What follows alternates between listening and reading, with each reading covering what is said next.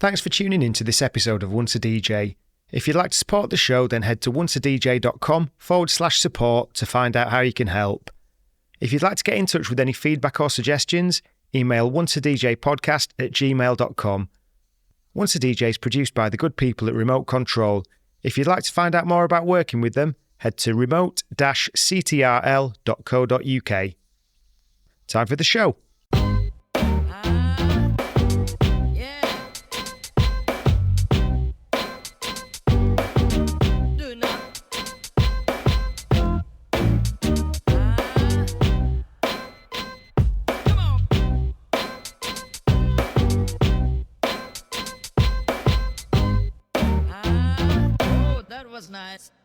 Once a DJ is brought to you with the support of Vinyl Underground Record Store. Since 1993, VU has been shipping new and used underground house, techno, disco, hip-hop, soul and more worldwide from Northampton in the UK. They're your go-to store for upfront releases, repressed classics and deep digging for undiscovered gems. And they're a great crew to deal with who really care about the music and their customers. To show the support to the Once a DJ community, they're giving you 10% off your next order. Just head to vinylunderground.co.uk and use the code ONCEADJ10 at checkout. You also get free UK delivery on all orders over £100. That's ONCEADJ10 at vinylunderground.co.uk. Welcome everyone back to Once a DJ, fresh for 2025, and I'm delighted to have with me Skeme Richards. What's up, world? What's up? Now, I was doing some research. Whether I've done enough, we'll soon find out. And I was thinking about how do I really sort of introduce you, because I think in my head sometimes when I approach interviewing someone, I've got an idea of kind of, it's heavily on like how I perceive them, and it's like I think of you as this kind of someone somewhere. It's kind of like, you know, in the A-Team when they need someone, it's like, right, we need this funk DJ. Who are we going to get? Right, let's get Skeme. He's our man. I'm not describing it very well, but this is kind of like how I'm thinking in my head, because you're like, oh, like jetting off to Japan and all this sort of thing, like international sort of funk hero. But then there's all the other stuff around collecting and things like that. So I was thinking, how do I best introduce you? But then I kind of looked at the website. Obviously, it's like, well, Nostalgia King is actually just a really, really good way of putting it. So we'll kind of get into a bit of what that all is. So thanks for coming on the show after that bloated introduction. Yo, thank you for having me. You know, I mean, honestly, that's a lot. A lot of people don't know where to place me because I'm like, I do a bunch of things and I'm into a bunch of things.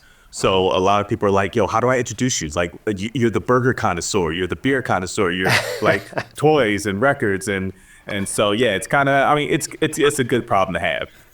Yeah, and it'll be nice to kind of get into all these different things, and I think like how they all inform each other, because it's something that you often get with record collectors is, say, trainers, or you'll get the subset where it is very much sort of toys and things like that. So it'll be quite interesting to get into, and I'm excited to have, I believe you're the first Philly DJ that we've had on, and you know, Philly's huge in DJ culture, so really excited to get into that. So I guess if you could just start off by kind of telling us a bit about sort of where you grew up and what your first sort of cultural influences were, really.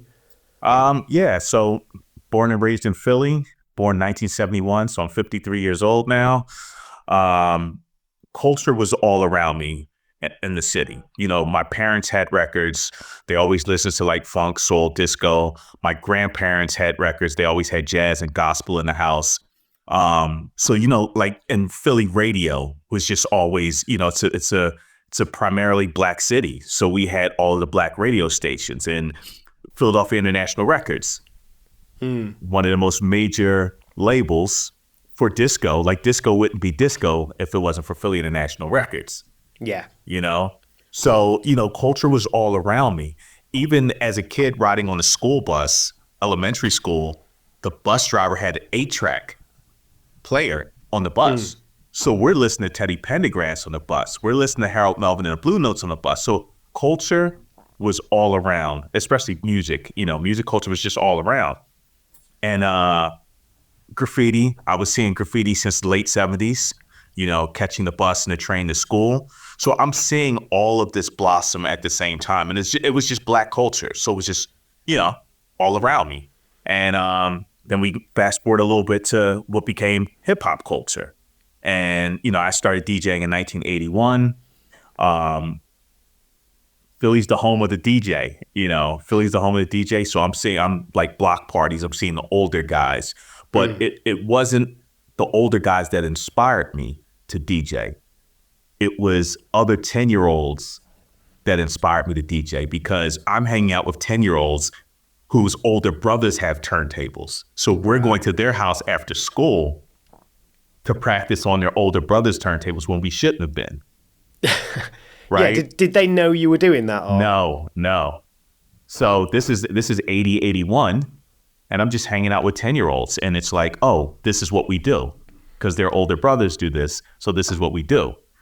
So I'm practicing with them, and then late 81 is when I got my own set of turntables. Actually, I got one turntable and a mixer, and we just cut to a cassette tech, So I'm playing rap songs on cassette and just cutting and scratching to that to get my hand coordination good, So just a couple of things to pick up on from what you said so far, and this is a bit of a side note. What you said about Philly being really responsible for shaping disco. What is that? Was it that the Sound of Philadelphia stuff was kind of the early, because like the mid 70s, there was a lot of soul that kind of became disco, wasn't it? Was it that was a label that was really what's the word?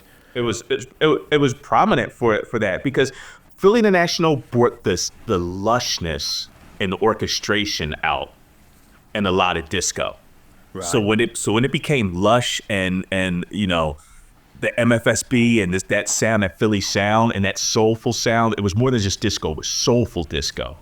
And Philly brought that. Like some of the greatest disco songs was Philly. Right, got you. And then I was just going to ask as well about, because Philly's not too far from New York, is it? Yeah, it's like an hour and 15-minute drive. So what was going on in New York was going on in Philly at the same time. Was it easy access to get early hip-hop then? Oh, yeah. Well, Philly's the second city of hip-hop, right? So if you talk to a lot of people, like I did an interview with Steinsky, Double D and Steinsky. I did an interview with Steinsky back in 2004 for Philly magazine. Steinsky used to live in Philly. And I remember when I interviewed him, he was like, dude, there was a scene going on in Philly at the same exact time New York was going on. First of all, we had graffiti. We always had, guys in the park bringing out sound systems. Like, we didn't know who Kool Herc was in Philly. We didn't know who he was. Our Kool Herc was a guy named Captain Boogie. And Captain Boogie was the dude that was bringing the sound systems to the park, right? So that's 70s. That's still, it's Black culture. What was going on Black culture-wise in New York was going on in Philly. Yeah. At the same time.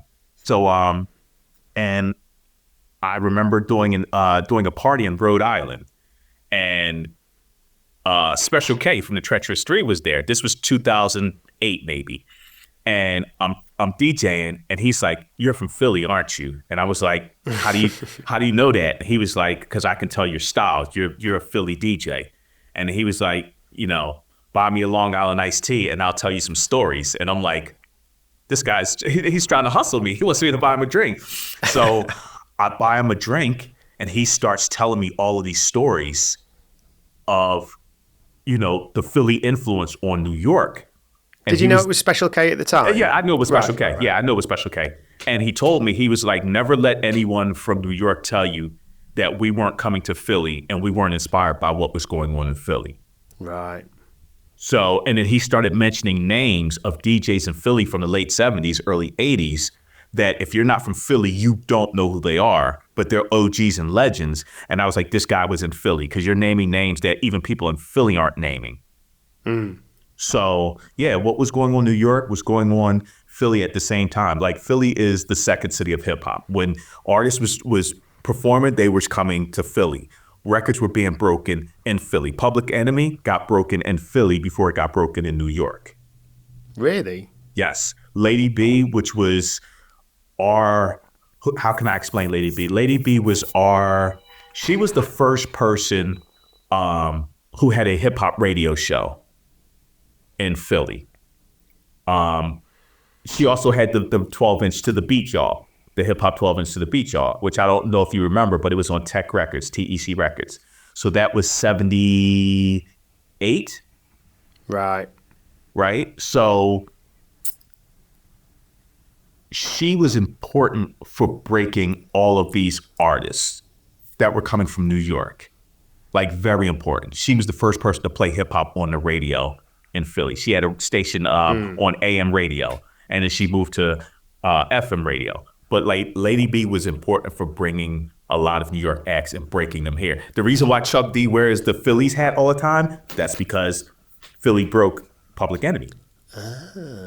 He doesn't just wear it just for the sake of wearing it. You know what I'm saying? He's not just wearing it for the sake of wearing it. He's wearing it because, so we were getting everything. Like, we had the clubs like After Midnight where, you know, LL Battle Jazz Fresh or not LL, Big Daddy Kane Battle Jazz Fresh, and Jazz Fresh smoked Big Daddy Kane. Right. Early. And this is and that's what I'm saying. Like, Philly is so important for many reasons. The reason why every DJ turns their turntables to the side, that's Philly, right? That's not a New York thing. That's not a disco DJ thing. It's not a hip hop thing. It's a Philly and technically DJ Cash Money. Yes. Right? So Philly is the second city of hip hop. It's the second city of hip hop. Oh, and you know what? And I'll break one other thing down to you. I know I'm going to go to tangent. No, go for it. But as we know, Marley Marl, Roxanne Shante, Biz Markie, MC Shan, Pop Art Records was responsible for Roxanne Shante, was responsible for Marley Marl, was responsible for MC Shan's The Bridge. On Bridge Records, that was a Philly label. If you look at the phone number on the bottom, it's a Philly label. Pop Art Records was around the corner from me. So Lawrence and Dana Goodman, they're responsible for putting Craig G out, MC Shan out, Biz Markie out. Oh, nobody in New York was messing with them to put them out on record. They had to come to Philly. These are the stories that people don't tell. I suppose it's interesting. I've talked to a few people about how sometimes when you're local, because you're local, you kind of get ignored because you're accessible. Mm-hmm. So maybe it's just being part of it is that being, there's these guys that aren't from around here, you know, they maybe get taken a bit more seriously. Well, at that time, no. But at that time, it wasn't necessarily that. Because New York had a lot of record labels. But New York didn't have hip-hop record labels. Pop Art was a hip-hop record label. They had Def Jam.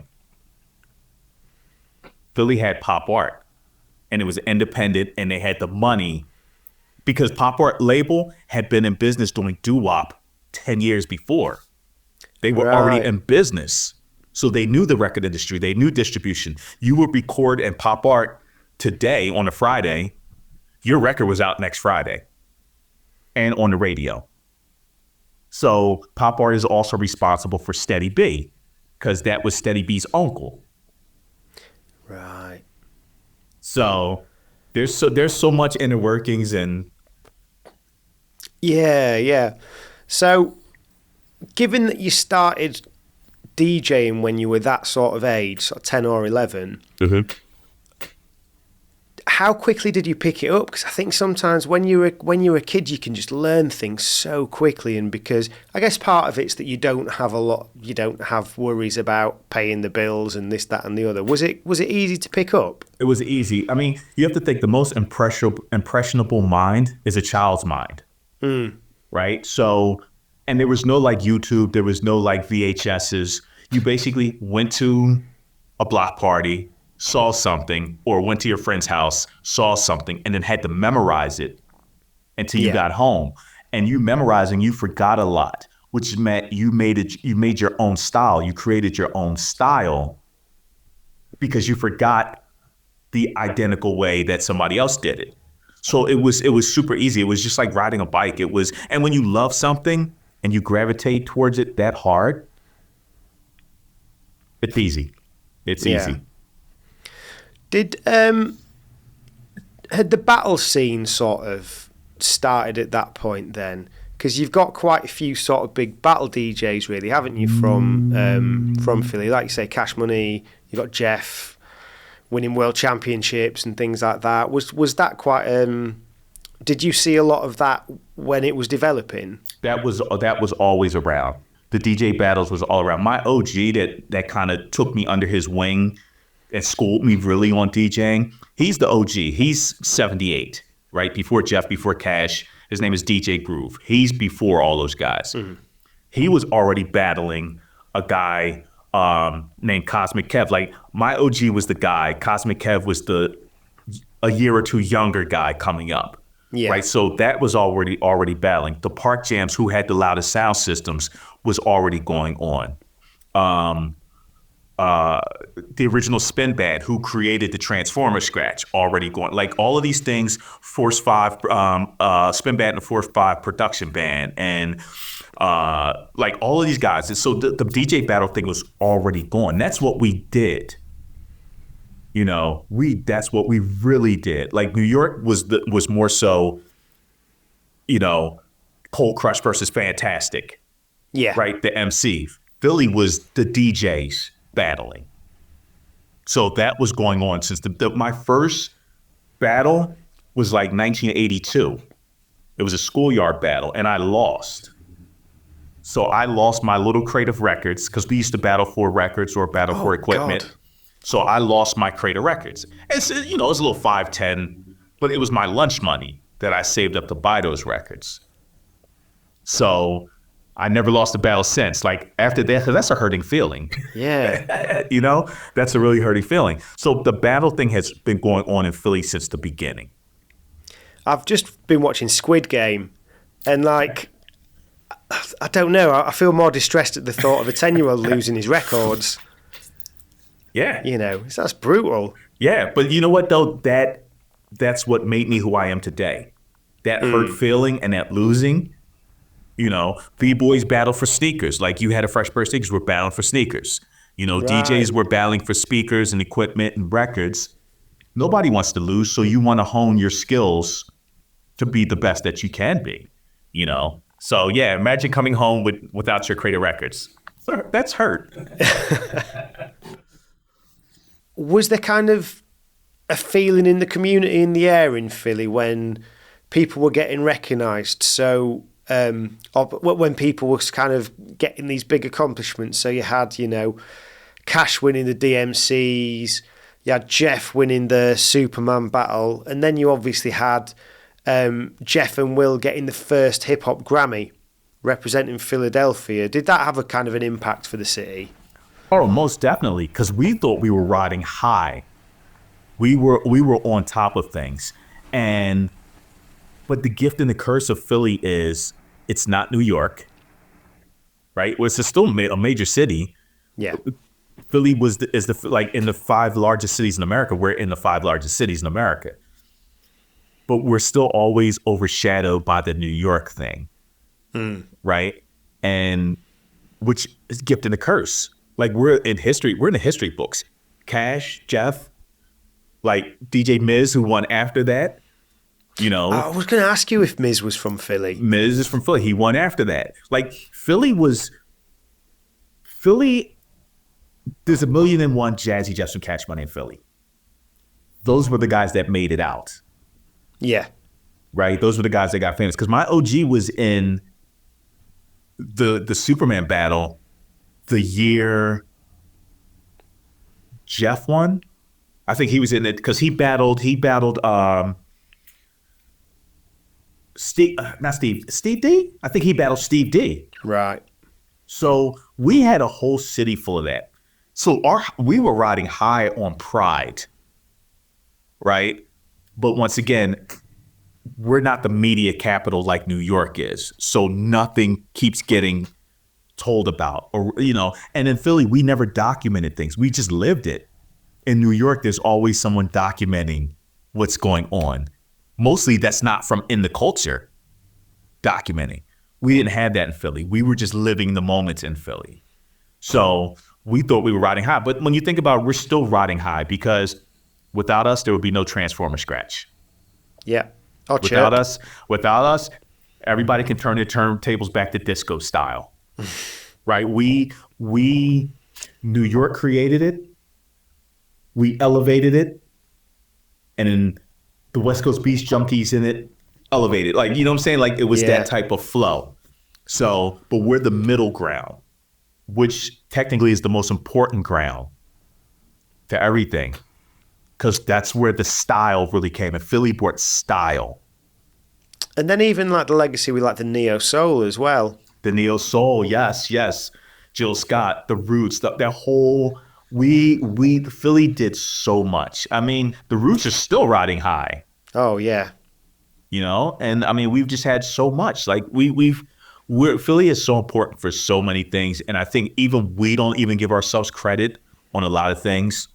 But I'm still here, and I'm like, I've seen all of this stuff revolve. And I'm like, yeah, we had pop art records. We had, Roxanne Shantae's first video was shot in pop art's basement. Like, all of these things. I'm like, we need to start taking credit for ourselves and letting the world know. But Philly's also selfish at times, where people want to tell their story. Yeah.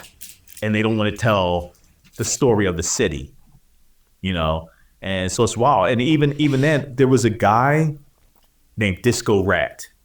And Disco Rat was an old, like, 1978 DJ. And he had a crew called Disco Rat and the Rat-a-Tat Pack. And he used to ride around in a van with a giant rat drawn on the side. Crazy sound system. I'm in Denver. This was 7-8 years ago. I'm in Denver, and a homie DJ AL was like, yo, look, there was this guy out here named Disco Rat that I don't know. And I was like, wait a minute, was his name Disco Rat? And then he was like, yeah, he moved here. He was in the military, and he moved to Denver. And I was like, that's the guy. So he brought hip hop DJing to Denver. Right. There was no other hip hop DJs. He brought hip hop DJing because he was in the military and moved to Denver. So Philly's lineage is ridiculous. Yeah. We inspired everybody. Like, anybody who says they wasn't inspired by a Philly DJ is lying, because you turn your turntables that way. So obviously you are. Well, someone that I'm trying to get in the process of potentially getting on is Too Tough. I see Too Tough all the time. I see them all the time. Yeah. And, like I wasn't up on, is it Tough Squad? Tough Crew? Sorry, yeah. I wasn't up on Tough Crew. But then listening to his cuts and the beats and things, like the way they used some of those breaks. Yeah. I'm just like, what? Yeah. Crazy. Another crazy story. The history of the SB12. So, do you know the original way the only way you can get an SB12 back in the day was you used to have to know somebody that owned a studio, and the studio had to order it. Like, you couldn't just be a producer and be like, I'm going to order an SB12. It's not like now where you can just order from wherever. It didn't work that way. To get an SB12, you had to know somebody that owned a studio. So, the first person in Philly we saw with an SB12 was Mantronics when he performed in Philly. Right. That's the first time anybody saw SB12. And we were like, what is that? Because we were still rocking 808s and 909s. And he had an SB12. Fast forward, this was 88. The first two SB12s that came to Philly, one went to Jazzy Jeff, one went to Will Smith. Will Smith lives around the corner from me. I used to be at Will, because my OG DJ was Will's original DJ. Right. Like, I used to be at Will's house all the time. Will gave the SB12 to my OG to produce for him. And Jeff had his. I wound up inheriting the SB12, the first one SB12 that came to Philly. Wow. Because my OG got in 87, 88. I'm over there all the time making beats. By the time 89 rolled around, right before 90, once again, another machine that we had in Philly before anybody had, Steady B and Pop Art, had an MPC 60, the one with the flip up screen. Yeah. Right, the first one, the Lindrum one. Mm. Nobody in Steady B's camp wanted to learn how to use it because they thought it was too. I mean, nobody knew how to use it. It was like a hard machine. My OG, who's the scientist, was like, "Give me the machine. I'm gonna take it." So when he took that, he gave me the SB12 and was like, "That's yours now." So I have the original SB12 that came into the first one that came into the city, which was Will's SB12. Crazy. So, there's so much lineage.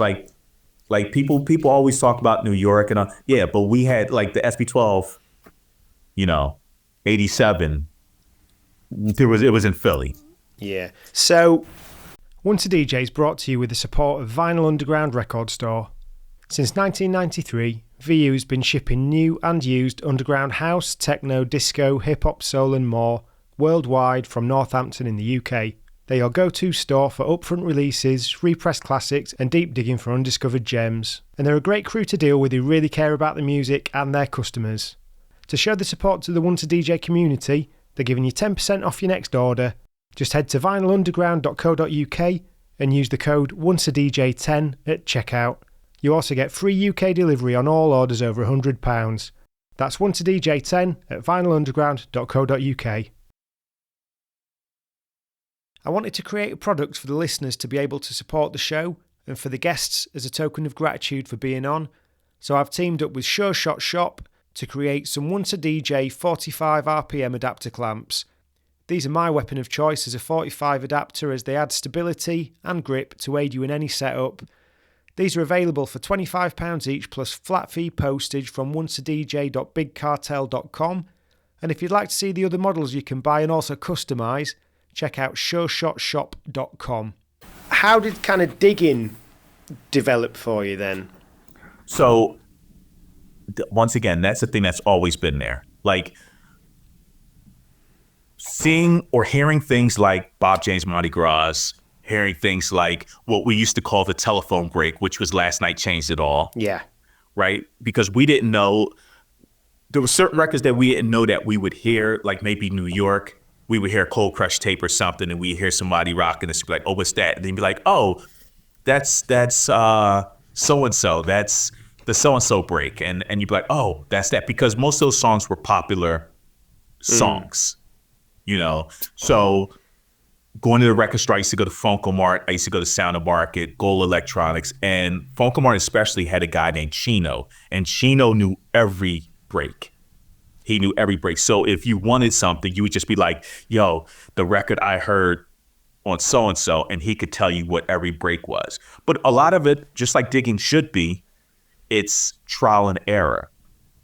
It's you see something, the cover looks funky, let me buy it. Let me see if there's a break on it, right?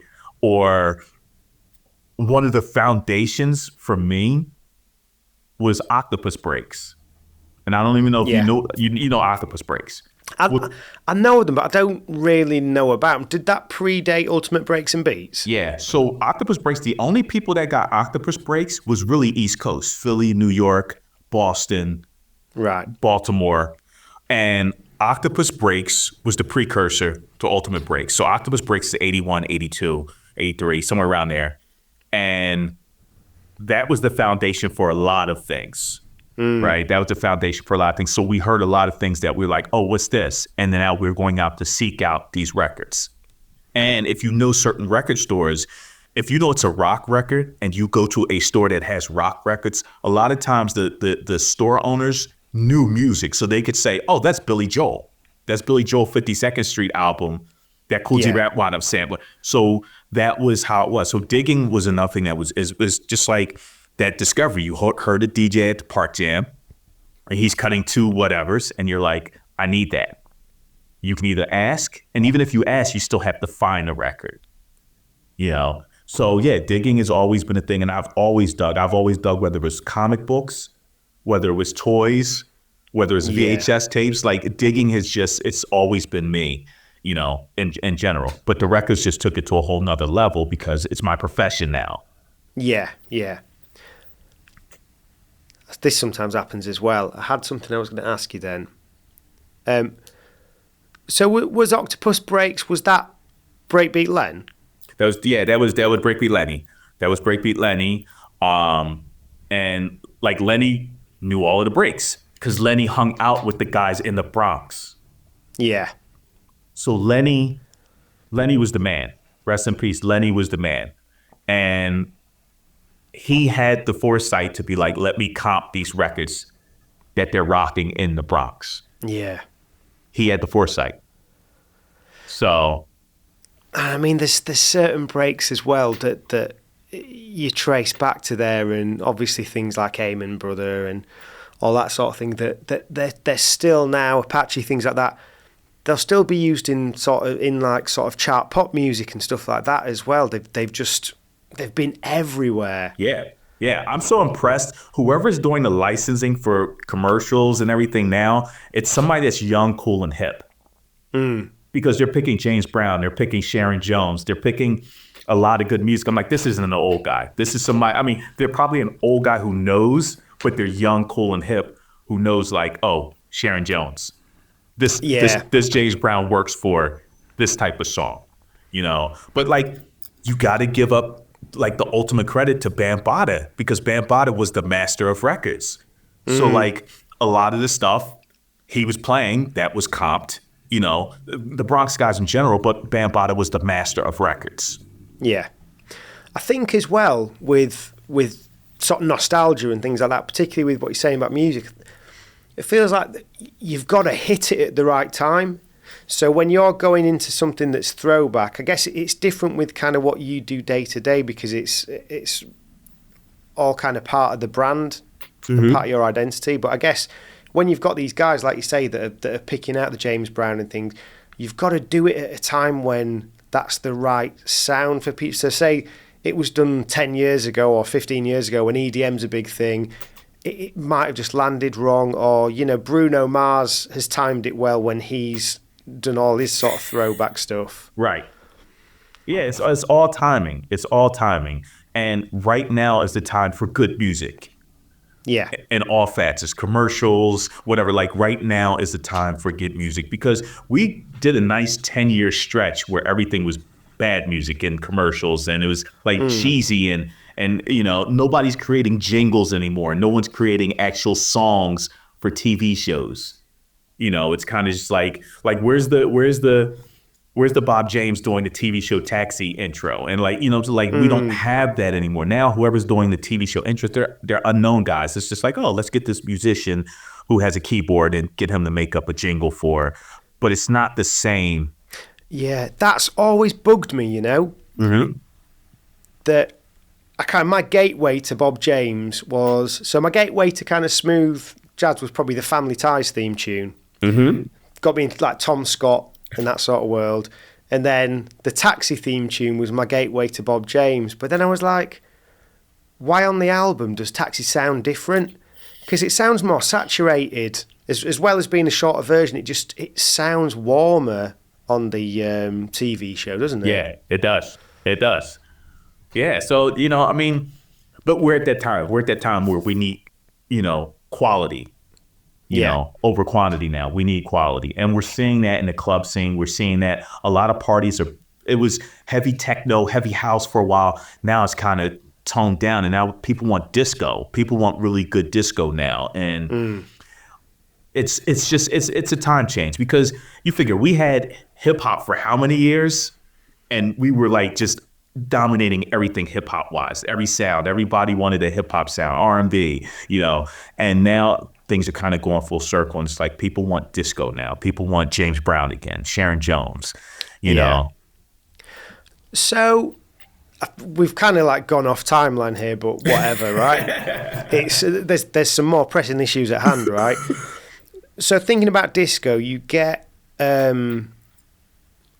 you'll get certain sort of mix series and things like that where it's kind of like it kind of feels a bit like someone's just kind of got access to £1,000 or whatever. They've gone on Discogs and they've gotten a certain kind of want list, and then they've got their set, and it's a bit of a flex. But it's like, I mean, I'm all for sort of technology and development and stuff, but I don't often buy off Discogs because I think I like to go and find things that just look interesting and different.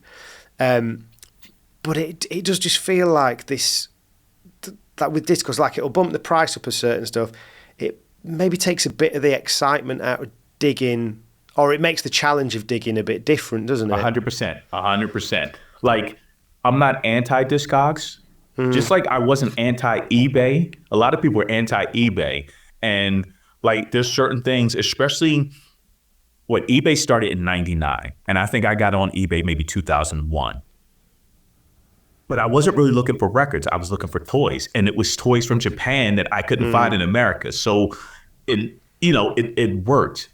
Digging for records, I'd rather go into the real world to find records. I want to go into the shop, right? Because I come from an era when you went into a shop, there were no turntables or portables to listen to. Right. You bought based off of, you knew what it was, or the album looked good, the cover, whatever. I still believe in going into record shops or flea markets, right? I believe in handing this guy my money, him giving me a bag of records. I believe in building relationships with dealers so that dealers know, like, oh, Skeme listens to this. This is his lane. Here, listen to this. You might like this. Like, Discogs isn't going to recommend music. It's like Spotify recommends music, but it's like, come on, it's not really a recommendation. It's just like your algorithm. Yes. Right? So I want to be able to hand this guy my money. And I bought records internationally from Amsterdam to Japan to wherever, Germany, and they'll be like, hey, do you want me to send you the records? And I'm like, no, because eventually I'm going to come to Germany, I'm going to come to Amsterdam, I'm going to go to Japan. I want to hand you my money, shake your hand, and thank you for finding or sourcing these records for me. Oh, nice. Right? Because it's the relationships, and I built relationships with people. With social media, it's become really too like, not social anymore. It's social media, but we're not really social, right? No, it's broadcast and gamification, isn't it? Exactly. So I want to be like, hey, let's go grab a beer and talk shop. And then we can exchange records of money, but like, let's go have a beer. Let's go talk. Like, I want to, talk. Yeah, that's really nice. So for me, that means more than buying online, and you get the better deals when you actually know the dealers. Because I found great records that I was looking for years and could never find, and the dealer would be like, yo, this is your lane, or, oh, I know you've been looking for this record. Yeah. Yeah, and I think what you get with that is you kind of, you'll find the people that are the quote-unquote real ones. Because I think what you get with the Discogs thing, I don't know if you listened to the episode I did with Mr. Thing, but we kind of talked about that situation where someone just like decided to jack up the price because of the interest, and I think with Discogs and things, and well, I mean, you've always had it where people just go by the book price, haven't you? And it's like they maybe won't even consider the condition of the record. They go, no, that's the book price, so that's what it is, and you kind of like, I want this, but I can't pay that. I've seen guys buy a G- copy of a record because it was rare or was the only one known. And you're spending a lot of money on a G- that you can't play just to say you've got it. Yeah. Right? Like, I don't understand that concept. And that's what we're dealing with when we're dealing with Discogs, and where the price is being jacked up on like VG- copies that you can't really play. And I'm a working professional, working class DJ, so I need to be able to play these records. I think especially, I don't know if you've noticed, but you play quite a few sort of hi-fi bar type sets and things like that, don't you? If you're in a hi-fi bar on their system and your record's got a crackle on it, or a scratch on it, it really cuts through. And I think that's the difference not all DJs are created equal, right? What separates DJs are their craze, right? I don't care how technical you are. That's not the separation. The music is first.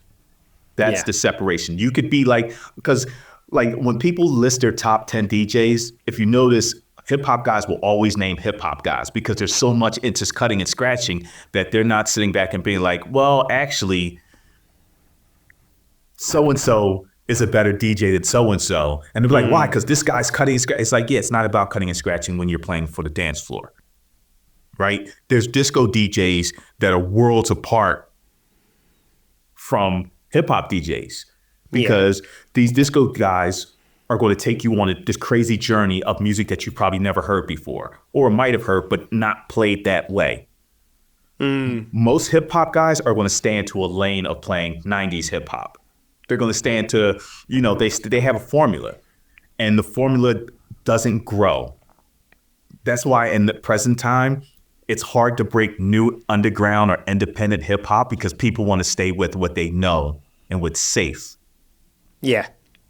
Right. And there's a lot of 2024 underground hip hop that's like, yo, this feels like 1994, but people are scared to break it. Disco guys and house guys will break records all day long. Yeah, I suppose. I mean, I think what you maybe get with hip hop is it's also the kind of almost like authenticity police.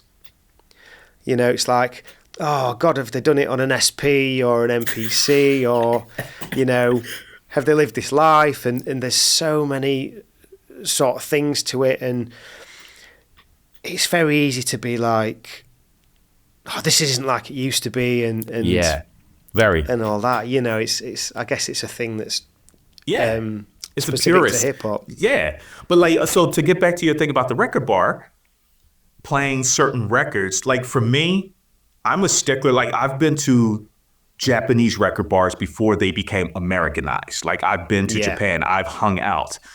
And the one thing where Western world, America, Europe gets it wrong, and I'm not going to say gets it wrong because it is what it is, the DJ selection, right? If you're at a hi-fi bar, jazz, funk, soul, anything 70s, whatever was made for hi-fi sound systems, was made for analog sound systems. 90s hip hop was made for club sound system, bass speakers. Yeah.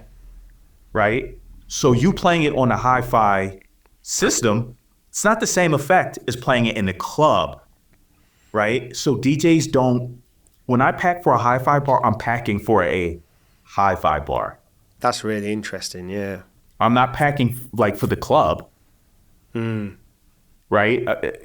Because why do I want to play these bass-heavy speakers, these bass-heavy songs that don't sound good in a hi-fi spot? Yeah.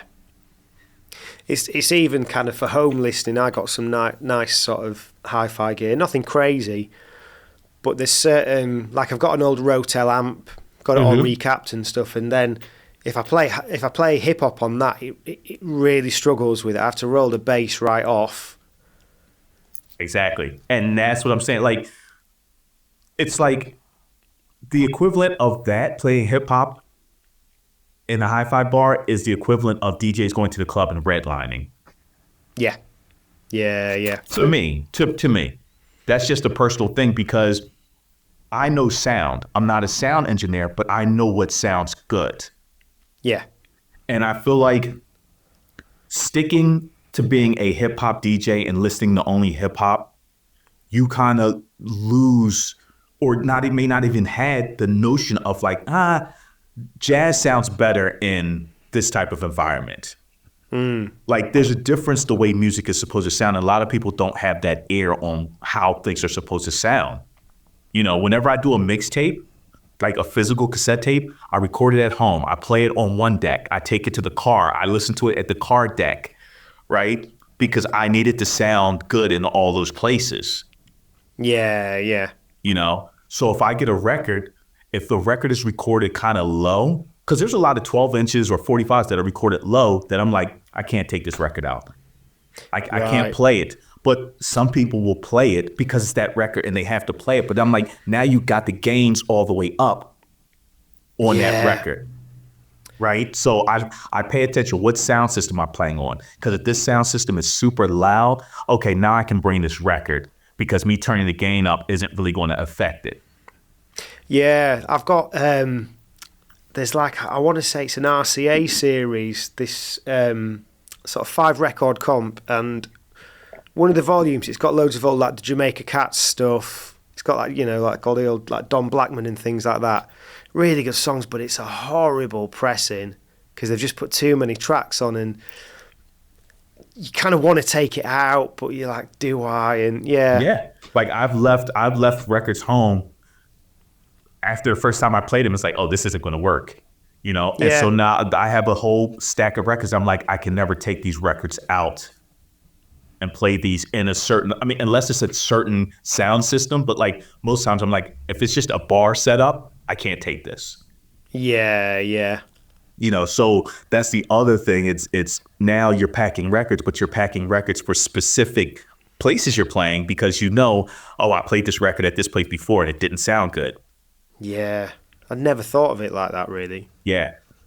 So certain records I just leave home, man. A lot of like hip hop 45s that from the 80s, you're like, oh, this doesn't really, like, this is low. Like a lot of the what is it, Bismarcky Vapors on 45. Right. It's like low press, and you're like, oh, and what is it, Cool T Rap or Cold Chillin', one of the Cool T Rap 45. It's like low, and you're like, it sounds good at home. Yeah. But you take it out and you're like, oh, this is low. You know, so those are records I'm like, I can never carry these records out again. Yeah, and I think sometimes when you hear it, particularly sort of with singles, there's a bit you just think, how did this even get out of this, get distributed, you know? Yeah. Well, you think about it, a lot of those were for jukeboxes, so it didn't matter. A lot of the 45s were jukeboxes. So it didn't matter. Nobody was playing it on the radio or in the clubs or at the block parties. It was jukeboxes. Yeah.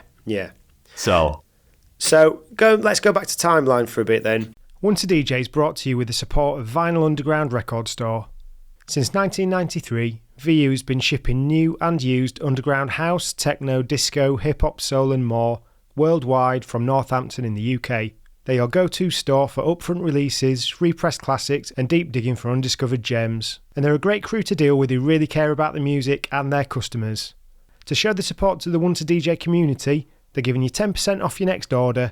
Just head to vinylunderground.co.uk and use the code ONCEADJ10 at checkout. You also get free UK delivery on all orders over £100. That's ONCEADJ10 at vinylunderground.co.uk. I wanted to create a product for the listeners to be able to support the show and for the guests as a token of gratitude for being on, so I've teamed up with Sure Shot Shop to create some Once a DJ 45 RPM adapter clamps. These are my weapon of choice as a 45 adapter, as they add stability and grip to aid you in any setup. These are available for £25 each plus flat fee postage from onceadj.bigcartel.com.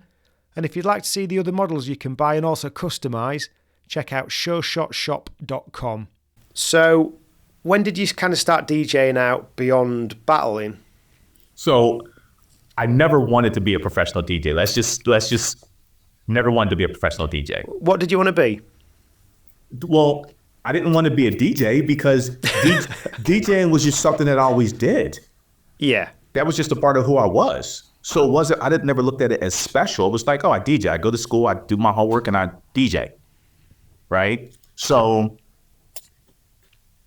after battling, my first official party that I did was an elementary school party. It was the end of the year. And we used to have this thing called Color Day. And the school was broken up into blue teams and red teams. And they would just do, tug of war and all these other things. And my teacher asked me, who knew I DJ'd, asked me if I wanted to DJ Color Day after party. So I carried my little turntables 5 blocks up, me and my friends, a couple of speakers. And my speakers were like, I never liked speakers in cabinets. So I took the speakers out that my grandfather gave me and put them in milk crates and wire tied them in milk crates and stuffed it because it just looked cool. It looked cool. Yeah. So, and that was my first party. So that was 85. That was my first official, like, oh, I'm booking you as a DJ. And then from there, it was like, okay, now I'm doing shows. I've got MCs. So now I'm DJing for my MCs at shows. So that's 87, 88, and then it just trickled down from there. Like at the time I was DJing for Bahamadia for a little bit. Wow. I had a group named Two Cannon that put out a 12-inch. Like I was doing a lot of different things, but I never, by the time the 90s rolled around, I was more in production mode than DJing mode. Still DJing, but it was like, oh, I got an SB12. I'm trying to make beats. My OG was like, here's the 12. Like, you take this SB12. I got the MPC now. Do what you do. So I was more in production mode, but still DJing. But I was focused on recording songs and making beats and rhyming and stuff like that. And so it's always been a steady uphill of like, oh, you're still DJing. But then it wasn't really until 2000 where it was like the love of just DJing, because that's when the Funk 45 scene started coming back around. Yeah. I was going to ask you about that. And that tone, like all of the JJ Whitefield and all those guys. And so that hit me because that funk sound was like, this is the sound that I remember as a kid, the James Browns. So it wasn't until like 2000, which I was still producing, but it was like, oh man, this Funk 45 scene is what I'm really into. Yeah, because I was listening to one of your mixes and it was making me think about that, because for me the thing that sort of introduced me to that scene and that sound was Brain Freeze. Mm-hmm. And I was thinking if that had a impact on, like, if that was kind of the catalyst for a scene growing, or if it kind of came around at the same time as. It kind of came around at the same time, because I'm already hearing the Kev Darges of the world. I'm already hearing the Dante Carfanias. I'm hearing this. But then that was just the icing on the cake, the Brain Freeze and the product placements. And it was like, oh, but I have to give shout outs to DJ Cash Money, because Cash was buying Funk 45s in the mid 90s. So Cash was like, I was going to a couple Cash's parties where Cash was dropping deep Funk 45s. So that, along with the Kev Darges, along with the Brain Freezes, the cut chemists and stuff like that, was just like, this is ridiculous. So I mean, that just took it there. And I've been heavy Funk 45 since, but I'm a vinyl guy. Like, a lot of guys are like, oh, I'm a 45 guy. I play 45s. I don't discriminate. I'm 45, I'm LP, I'm 12-inch. Yeah.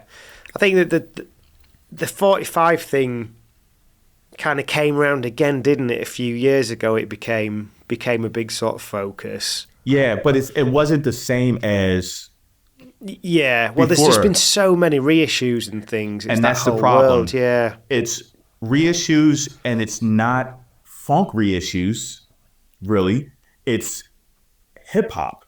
Yeah. Right. And for me, I don't need hip hop on 45 if I've already had the 12-inch from 30 years ago. If I've already had the LP, if we've already burnt it out on Serato, I don't need it on 45. Right? If it was an original pressing from 86, that's a different story. But I don't need a song that we burnt out in the 90s and we've seen it on MTV Raps and we heard it on the radio, we heard it in the club. I don't need it on 45 now. We've exhausted it. And that's a lot of that is coming out now, where it's like, it's the top 50 of the decade.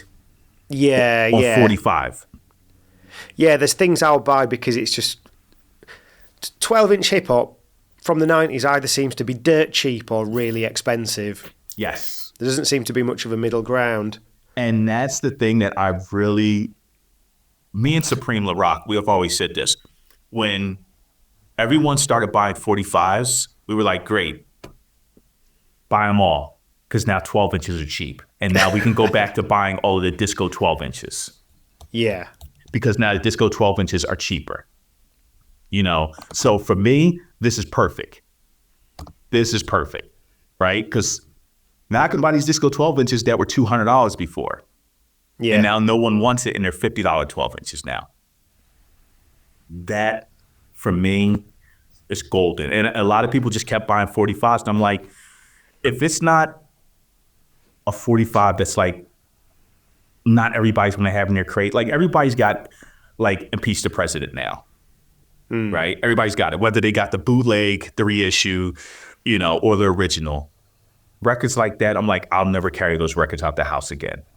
Because once again, what separates DJs are their crates. And if I go to the party and there's 4 DJs on the bill and everybody's got the same bootleg or reissues, what's the point? Yeah. Right? So I'm not anti-bootleg because there's a lot of bootleg records. I mean, Octopus Breaks, Ultimate Break, like Dusty Fingers, like that's what they were. But if everybody has those in their crates and you're going to the party and I play my original third guitar, Baby Don't Cry, or I want to play it, and then somebody plays a bootleg, now I can't play my original because you just played the bootleg. So I'm a stickler for like, if things were bootlegged, I leave those home, especially if I know it's the hot record, I leave those records home. Yeah, and I think if you've got the opening DJ, I did an opener for Craig Charles the other week, who has the show on Six Music. And I was quite like I don't DJ a lot now. Most of the time that I do, it's things where people are sitting around rather than they've gone for their big night out for Christmas. And I was really kind of unsure about whether to play things that are too familiar or not, because I didn't want to. Like it's ever since I read one of Supreme La Rock did an article a few years ago about being an opening DJ, and it was really good, and it was really good food for thought. So then I was like, just making sure that I got like the don't play list and this sort of thing, because you don't want to make it too difficult for the rest of the DJs to kind of keep that energy up. Yes, but I think you've got that danger as one of the later DJs that you're going to have had someone that's done that. Right. Yeah, you're 100% correct. Like I love being an opener. Yeah. Love being an opener. Like, and it's funny, when me and my OG, we would perform, like we would actually be rhyming performing. And he was a stickler, and he instilled this in me. He was like, yo, I don't care if we go first or we go last. He said, because if we go first, we're going to make sure that nobody wants to hear anybody else on the lineup after us. If we go last, we're going to make sure that everybody forgot what they saw before us. Yeah. Right? So as an opener, I'm trying to set the tone. And if I'm setting the tone, now you've got to follow the tone. Right? But I like to ease in, because I had people open and they just bang, bang, bang, bang, bang. And I'm like, oh my God, now I gotta just tune this down. I got to start in with like some mellow jazz just to cleanse the air. Yeah, a bit of a reset.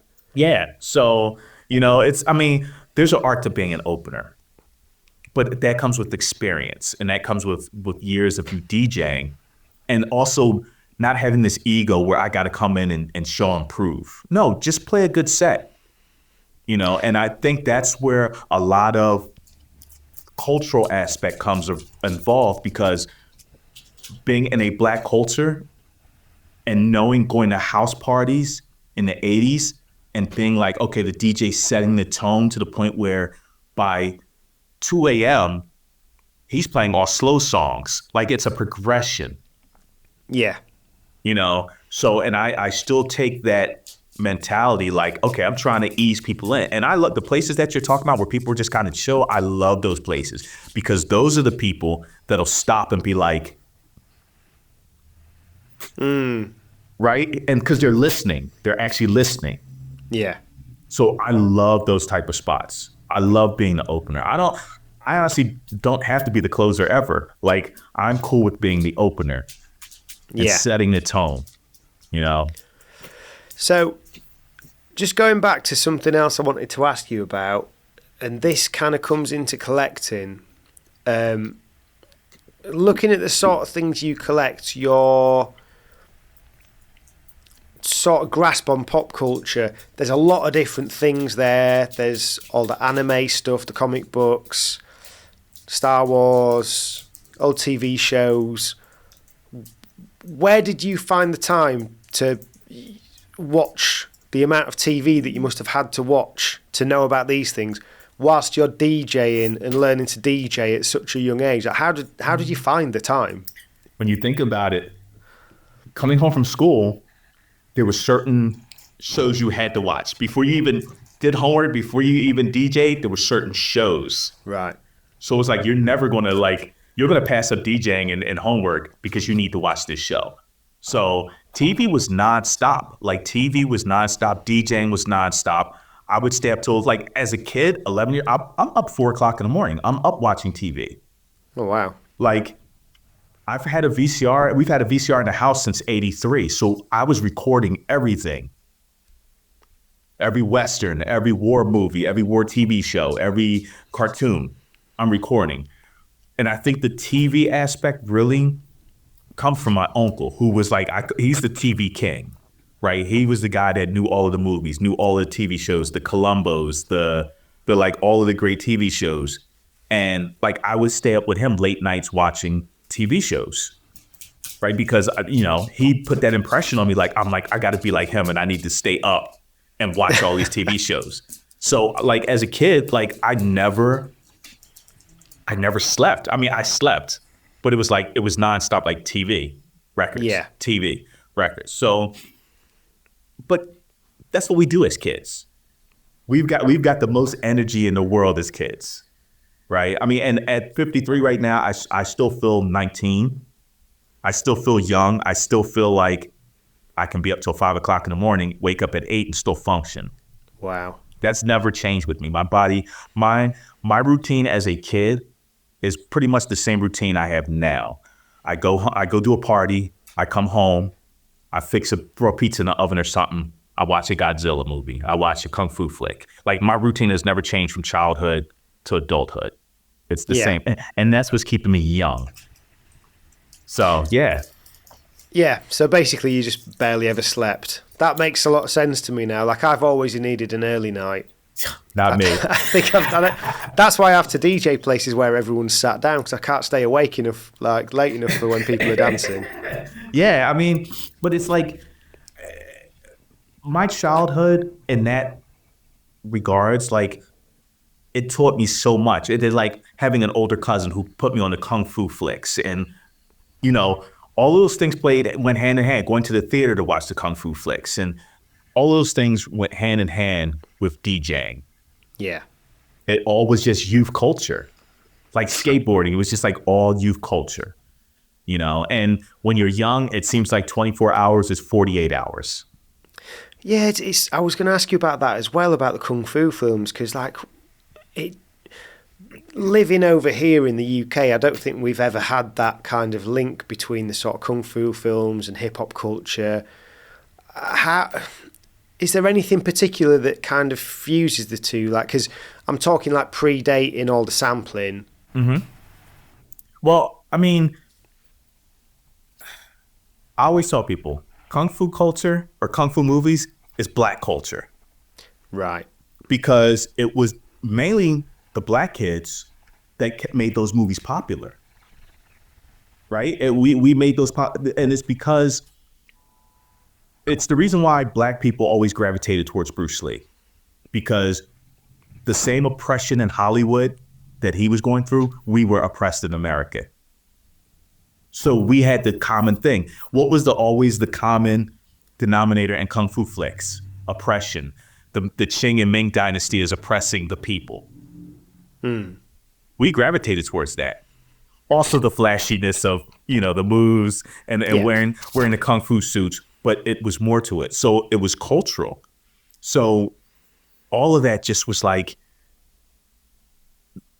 Kung Fu movies was as American as apple pie, as they say, American as baseball, Kung Fu flicks.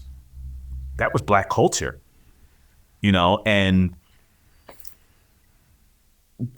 there wasn't a Saturday that didn't go by that every Black kid was watching Kung Fu on TV or going to the theater. There wasn't not one Black kid that wasn't watching it, and then going out after and making nunchucks and going to the store and buying Chinese stars. You know, like that's what Well, like like my real ones. yeah, real ones. Like my grandparents used to take me to a place in Chinatown called Asian World of Martial Arts. This is 81, 82. And Asian World of Martial Arts was the importer for martial arts supplies from Hong Kong, from China. And it was the importer in America. It was the importer in America for all stores in Chinatowns across America. And I would do my little chores. She would give me my money, and I would go to the store and I would buy Bruce Lee magazines, nunchucks, Chinese stars, like as a kid. Like legit, like throw, oh man, I could poke somebody's eye out. You know, I still have catalogs. I still got my original catalogs. Yeah. That I would fill out the form in the back for mail order to order, you know. And so so like we would buy knives and butterfly knives and even remember how the punk scene had the bracelets with the spice on it and everything. Yeah. We would buy them from there also because that was a part of the culture. Like that was cool, like wearing spike bracelets. So yeah. It's like you're getting ready to be in the Warriors. That's exactly what it is. So yeah, I mean but all those things were cultural. The same way hip hop in the Bronx went downtown and met with the punk scene. All those things was happening. All those things were like these underground subcultures.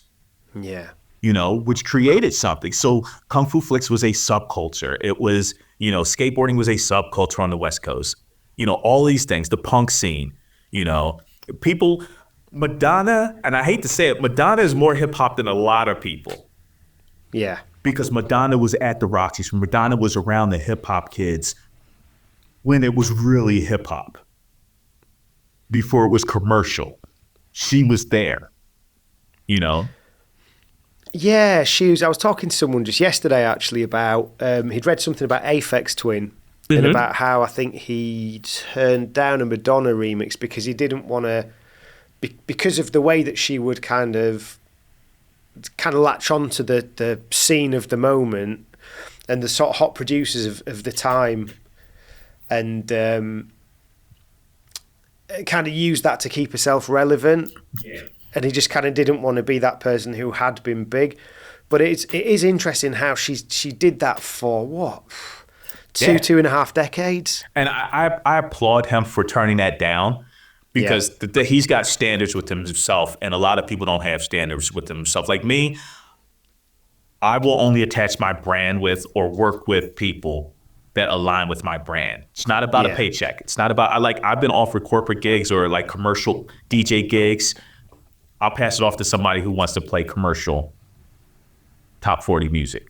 Yeah. I'll pass it off, you know, because it's not me. I can play it. I've done it, but it's just not me. And if I'm not having fun, you're at the party not having fun. Right? Because now I'm going through the motions, you know. But like, yes, Madonna has done that for decades. The difference with Madonna in 85, though, is that's all there was in 85 was that downtown scene. So she was a part of that downtown scene. You know, fast forward to her being the Madonna that we all know. It's like, oh, now you're just doing the hot thing. Whatever's keeping you relevant. And that's when people will say, well, that's an artist. And I'm like, there's a thin line between being an artist and the art. Like, there's a thin line, you know? So yeah, it's culture. And I think we've kind of really lost a lot of culture from the culture. Yeah. You know? You lose a lot of lineage now, don't you? Because everyone's getting, it's like we're saying, you sort of the algorithms and things. It's not tribal. It's not being passed on in the same way that you learn, you know. Japan. Mm-hmm. How did Japan sort of come around? Because it looks like you do quite a lot there. That's almost kind of like, it comes across as almost like you're sort of home away from home in terms of DJing. How's that relationship? So that's like this. That's my second home in a sense. It really is. And I tell people I've been going to Japan since before I had a passport. And people are like, "What do you mean?" I'm like, "Well, I grew up on that culture. I grew up in the 70s watching anime, watching shows like Star Blazers and Astro Boy and all of these TV shows, and then the samurai films. So I've been going to Japan since the 70s. But it wasn't until 2007 where I had the chance to go to Japan. And it was basically like, I used to do this event in Switzerland called Circle Kings. It's a b-boy event. And two homies from Japan were in Switzerland, and they were like, we want to bring you to Japan. And I'm like, let's make it happen. Because I need to come to Japan. And they brought me to Japan, and it was everything that I thought it was. Amazing. And I was like, oh yeah, this is home. Because it felt good. The respect level that I have for the Japanese, they saw that and was like, you're one of us. They were like, you know more about our history than a lot of our kids. You know more about our manga and our anime than our kids. So they took me on as like Japanese. So it's like a second home for me. It really is. So food-wise, culture-wise, music-wise, it's second home. So now I'm a resident, really. I'm a local. Yeah, no, it must be amazing as a collector, because collecting culture is so huge there, isn't it? Yeah. So, and that's the other thing. A friend of mine, DJ T, who's like one of the OG DJs out there in the b-boy scene. And I remember him telling me one time, he said, Skeme, if you collect paper clips, there's somebody out here that has a greater paper collection than you do, because they're serious about collecting. And they collect everything. I don't care if you say I collect wire, a piece of string. There's somebody who has a crazy string collection, So, and that's what I love about them, because I'm a collector, and the crazy thing is, like, a lot of people in hip hop are starting to collect now. There was a time the only other two collectors that wasn't just records, but were collectors. The only other two people that I can legitimately say were legit hip hop guys that were collectors of things, Cash Money and Biz Markie. Yeah. Period. I didn't know anybody else in hip hop that could say, oh, I've got toys, I've got records, I've got arcade machines, I got pinball machines. I've got all of these different things, movie posters, Kung Fu movie posters, blaxploitation movie posters. Like me, Biz, and Cash, and I'll even add Supreme LaRock on that list. Yeah. But there was nobody, like, no one could even hold a conversation with us about collecting. And now it seems like everyone's a collector now. But we were collecting just from the simple fact of this is what we did as kids. Yeah, yeah. We were still into these things. And I feel like a lot of people, they can't focus on collecting multiple things. So they have to be record collectors or sneaker collectors. Or with us, it's like all of these things was my childhood. So I needed all. Yeah, yeah. I think sometimes as well, it's space that's an issue. It's like you can just end up filling a house and that. Have you got any sort of stories you could share about experiences with Biz? Yo, I would be on the phone with Biz and Cash a lot. And one of the craziest stories, and this is a really crazy story. So, Paul Nice. Yeah. All right. So this was years ago. And I get a call from Paul, and he's like, yo, I'm selling some of my Kung Fu posters and Kung Fu memorabilia. And Paul was one of the earliest people collecting Kung Fu in like VHS and posters and movies. Like, he was the guy, because he sold to people like Lord Finesse. He sold to RZA. He sold to a lot of guys. So he calls me and he's like, yo, I'm selling some of my stuff. I got a garage. I'm selling some. He's like, you come up Friday, and if you don't come up Friday, I'm gonna call RZA and I'm gonna call Biz, and they're gonna buy it. So I call Cash and I'm like, yo, Paul just called me. We got to go up there. So we drive to Poughkeepsie. We go to his crib, and he's got sacks of posters, of reels, of all of the rare stuff. Me and Cash drop a lot of money. We spent a lot of money, and we didn't even touch the surface. The next day, I'm with Cash, and Biz calls him. And, Biz is animated. He's a character. And Biz is like, oh, you thought you were slick. You thought you were slick on the Paul Nice's house and buying stuff. He drove a U-Haul truck to Paul Nice's house and bought everything. Wow. In the U-Haul. But that's the mentality. And the collector and the one, because Biz is always a one-upper. Oh, you got this? Oh, I got that. You got that? Yeah. Right? So we would be on the phone and we would just be back and forth like, yo, what do you got? Oh, I got this. Oh, I've had that for years, but do you have this? So that story, I think that's the ultimate epitome story of Biz being a collector, is him knowing you was just there and him laughing at you and telling you didn't buy everything because I just bought everything. Like he's that guy. And that's like, for me, that's the ultimate story for Biz, is that mentality of being a collector and him just basically being like, I'm going to go rent a U-Haul truck and I'm going to just go buy everything. Yeah. Like, who does that? Well, am I right in saying he's kind of like part collector, part wind-up merchant as well? I got 2 of these at home, that sort of thing. And you know what, though? And the crazy thing is, Biz had a bad rap because people would be like, oh, I don't believe Biz. Oh, he's got this. But what I tell people is, Biz was digging before everyone. And people are like, what do you mean? Like, well, this person was digging. I said, yeah, but Biz had Biz Markie money. Biz was going to Japan. Biz was going to the Netherlands. Biz was going to the UK and buying crazy disco 12 inches and shipping back because he had that Warner Brothers money. Yeah. Right? So we're all digging. We're not all spending Biz Markie money. Right? And when Biz is like, oh, I've got this 12 inch, and people are like, it doesn't exist. Well, 1990s, we didn't know there was a 12 inch, a Dutch 12 inch of this record. How would we know? We weren't going to the Netherlands in the 90s. But Biz was. Yeah. So Biz bought this 12 inch in the 90s and it's Netherlands pressing, and we're so focused on American pressings because we don't know Dutch pressings exist. People would be like, oh, Biz is lying. No, he's not. He bought the 12 inch from the Netherlands. So he would be the guy that has 2 and 3 because Biz's thing was always, I'm going to buy them all because I don't want anybody else to have them. Another crazy Biz story.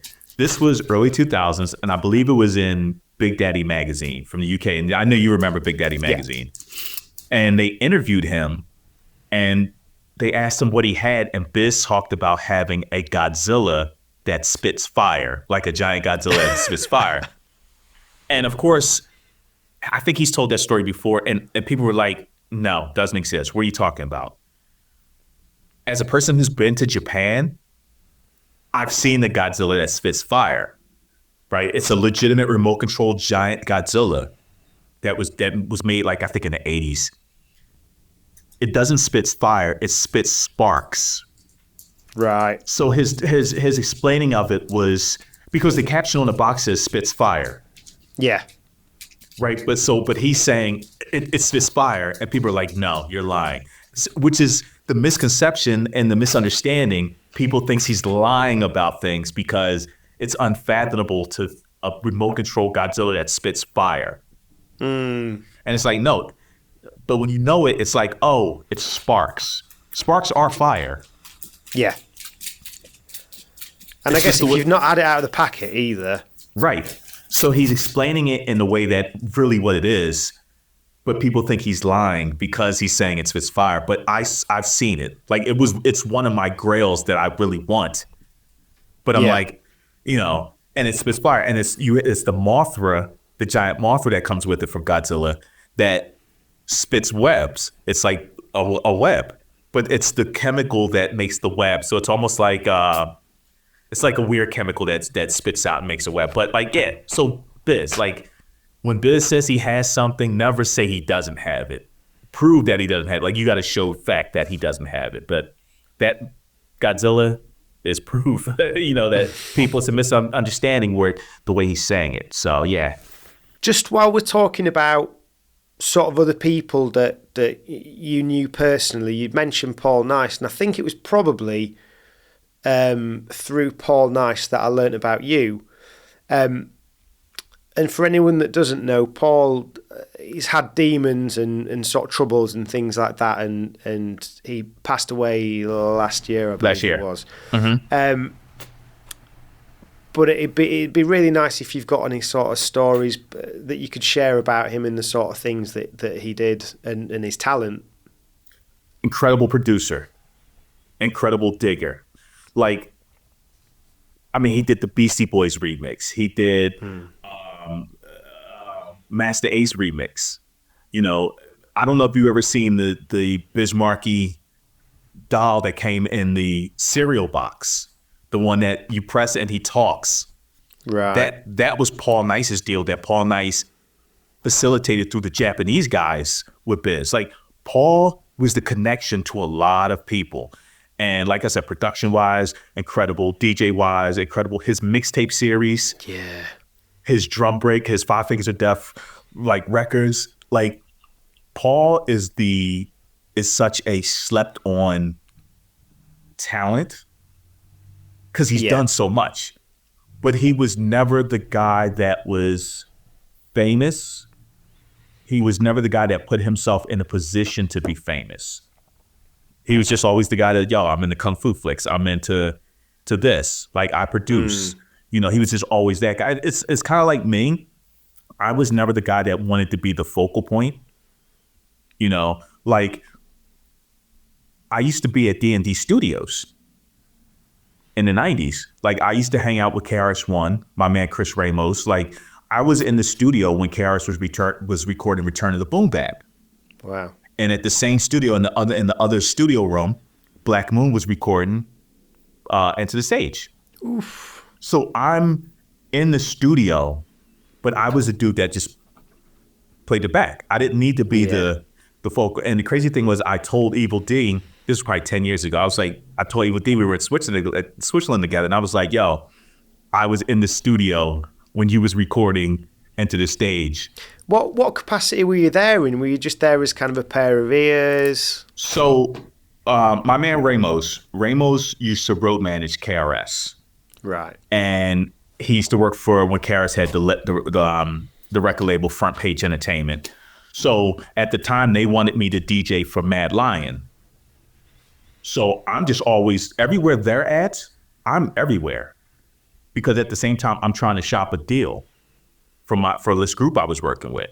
So I was everywhere. I'm seeing everybody. I was at every party. I was at the First Source Awards. I was everywhere.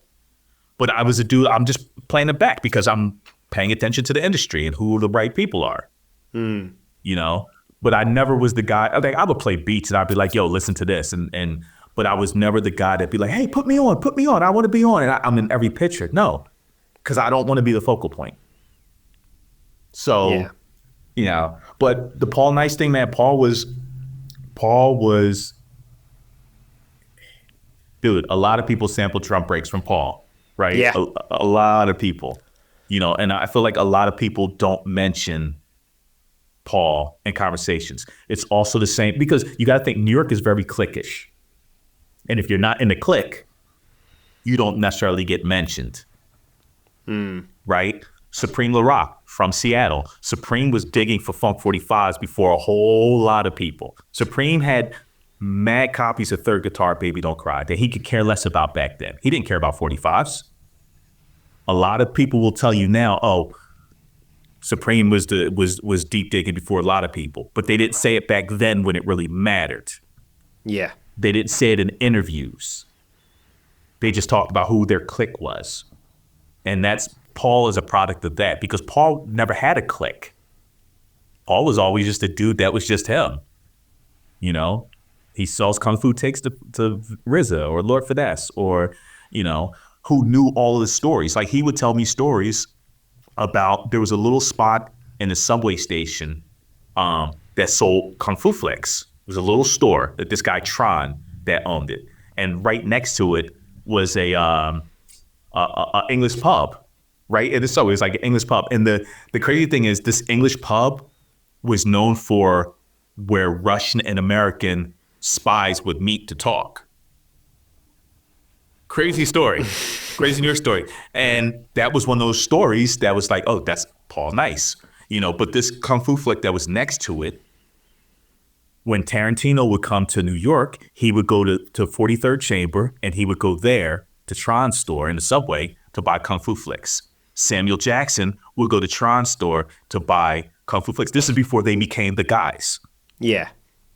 But they would go there, and Paul was the guy who knew all the guys and who was there and would get, all these rare kung fu movies that no one in America had, but he would get it.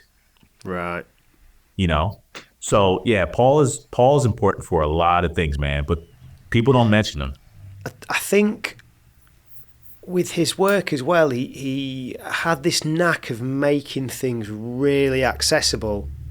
Like all the breaks that he dug for, his style of mixing and putting tapes together, his beats, like it's all, nothing's too complicated. Mm-hmm. So you think about that, is it White Lotus, the doom, doom? It's so simple, but so funky. He knew how to combine the simplicity of the funkiness mixed with the kung fu sound bites, and he did it better than anyone. Yeah, and it was always clean. He never, nothing was grimy sounding. Everything was always clean, which made it even better. Every mixtape that he's done, from Do You Pick Your Feet in Poughkeepsie, which had all of the cop and the crime show samples, to his Soul on the Grill soundtrack, like everything was just, he was a stickler for everything being clean and sounding like really good on the system. So yeah, he's the man. Paul, rest in peace to that guy. He was Paul, but he's a guy that people just don't mention, and it's partly because of his demons and stuff like that. Like, and I'm just like, you can't discredit people because of demons, like, or because they did something. Like, there's a lot of people that might have done something to me, and I'm just like, yeah, but that guy was still that guy. Yeah. So you never discredit anybody, and especially now, because we're losing people left and right, from health and sickness, and those are the people with the stories, right? Who knew, like Biz knew stories for days because Biz was around. And my only regret is I never sat and talked with Biz and was like, all right, I need to document every story. Like, he's told me a lot of things. We've all had conversations, me, him, and Cash, and I could be like, oh yeah, I remember Biz telling me this. But to be able to sit back and say, I need to document word for word everything Biz said about this particular scene or story, or where he was at on this particular date, Something else I wanted to ask you about was, and you mentioned it as like the sort of gateway to Japan, is the sort of b-boy scene, because you do a lot in that world, don't you? If you could share a bit about that, and it'd be interesting to kind of hear your take on the Olympic experience and that sort of thing as well. So, like, for me, like, I've been seeing breaking and b-boying since the beginning. Rocksteady used to come to Philly in the early 80s and battle our b-boys. Like, our OG b-boys was a group called the Scanner Boys. And that was like that was our Rocksteady of Philly, So I was seeing breaking, Wild Style, Style Wars in the movies. Like, I've seen that. And then 2004, I joined Rocksteady. And so that's always been a part of culturally breaking for me. Going to Japan and seeing how b-boys are like nasty, like flavor, style, skills, the whole nine. Going to Korea, seeing the Korean b-boys, which is just like ridiculous. At some point, just like everything else culturally, it gets kind of like really blown out of proportion, where it's like, oh, it doesn't feel cultural. Because nothing really feels cultural anymore. Somebody made a statement, this artist made a statement, once it becomes pop culture, it's no longer cultural. Right? Because now it's popular culture. And culture is done by the minority. Pop culture is done by the masses. So there was, grumblings about it being in the Olympics for years. Suddenly it's in the Olympics. It doesn't feel cultural to me. Maybe some of the people that are in it are cultural, but the overall presentation doesn't feel cultural. Not to take anything away for it, because now it just brings breaking to a whole new audience.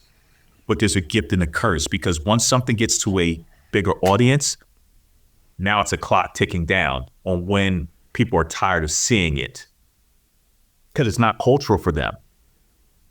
It's pop culture, and pop culture has a window of longevity, before people are like, oh, we're over this, Yeah, it seems like skateboarding pulled it off. You know why? Because unlike hip hop and unlike breaking, skateboarding is its own industry.